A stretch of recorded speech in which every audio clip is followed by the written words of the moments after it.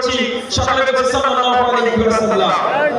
এই বৈষম্য বিরোধী ছাত্র আন্দোলনের শহীদ আবু সাঈদ মুগ্ধ থেকে শুরু করে ইসলামী ছাত্র শিবিরের 234 জন ভাই যারা নিজেদের জীবনকে বিলিয়ে দিয়েছেন তাদের জান্নাতের সুউচ্চ মাকাম কামনা করছি সকলে বলছি আমিন।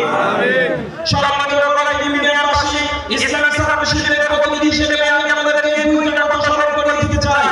একটি হলো ইসলামী ছাত্র শিবির একটি ছাত্র সংগঠন, কিন্তু এটি গতানুগতিক কোনো ছাত্র সংগঠন নয়।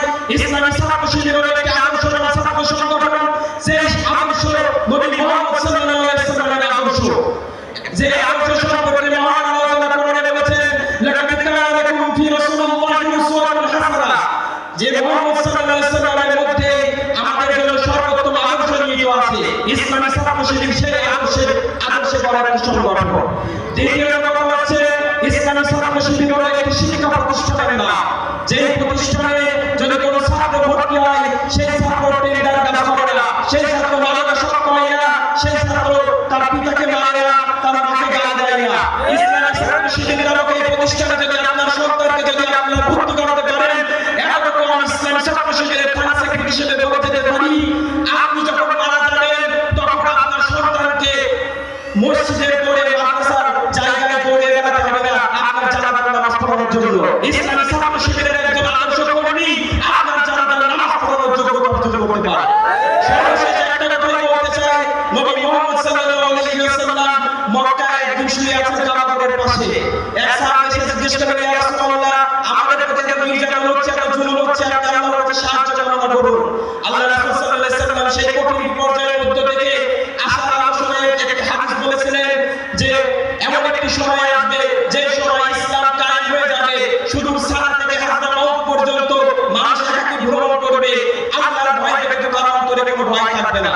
এই তরফেও বাংলাদেশ জামাত ইসলামী ইসলামী ছাত্র শিবির এমন একটি বাংলাদেশ বিনির্মাণ করতে চায় যা শুধু টেকনাফ থেকে তেতুলিয়া, রূপসা থেকে পাতুরিয়া পর্যন্ত মানুষ নির্বিঘ্নে নিরাপদে ভ্রমণ করবে, আল্লাহর ভয় থেকে কোনো টেন্ডার বাচ্চা আমাদের ভয় থাকবে না ইনশাআল্লাহ। আল্লাহ রাব্বুল আলামিন আমাদেরকে সেই সমাজ বিনির্মাণ করার জন্য জামাত ইসলামী এবং ইসলামী ছাত্র শিবিরের পতাকা তলে আসার তৌফিক দান করুন, আমিন। আসসালামু আলাইকুম ওয়া রাহমাতুল্লাহ।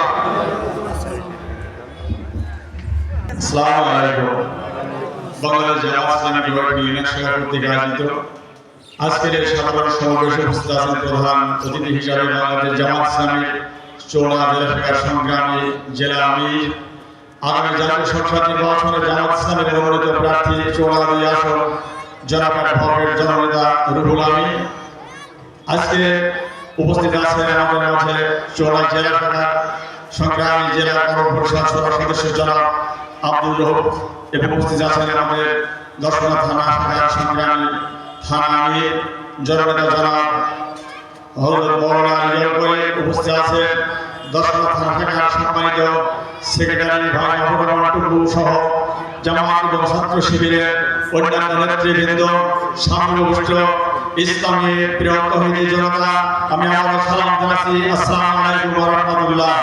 সে আল্লাহ দরবারে শুকরিয়া আদায় করি যে আল্লাহ রাব্বুল আলামিন গত 5 আগস্ট এদেশের ছাত্র জনতার মধ্যে একটি বিপ্লব ঘটিয়ে যায়, স্বৈরাচারী হাসিনাকে পতন ঘটিয়ে আমাদের যে একটা উন্মুক্ত পরিবেশ লাগিয়েছে, এই সমাধানের তৌফিক দান করেছেন সকলের কাছে আলহামদুলিল্লাহ। রাসূলের পবিত্র সালাম পেশ করে আমি একটি কথা বলে শেষ করতে চাই। আপনারা জানেন সেই মাঝিনা পুলিশ স্বৈরাচারী সরকার আমাদের ভোটের অধিকার কেড়ে নিয়েছিল,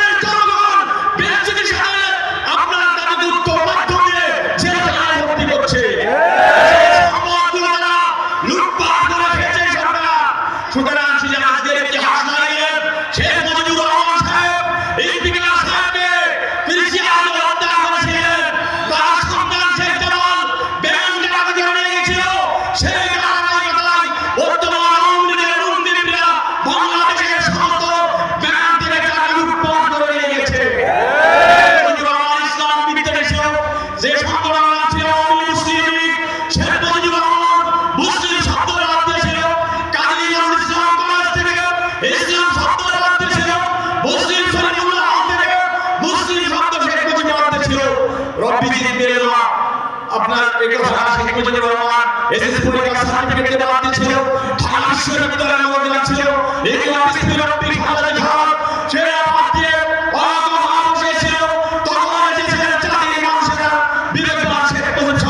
সব পরিবার ধ্বংস হয়েছে। এখন বর্তমান বাংলাদেশের মানুষ বুঝেছে হাসিনা খুনি সরেছে, এখন নির্যাতন করেছে, রিমান্ড নিয়েছে, জামাত নেতাদের ফাঁসি দিয়ে, ছাত্র শিবিরদের হত্যা করে কোরআন দিয়ে এদেশ থেকে জামাত শিবির উৎখাত করা ষড়যন্ত্র করেছিল। কিন্তু এদেশে জামাত শিবির আছে এবং থাকবে। আওয়ামী লীগ হাসিনা খুনি পালিয়েছে আপনার দিল্লি থেকে।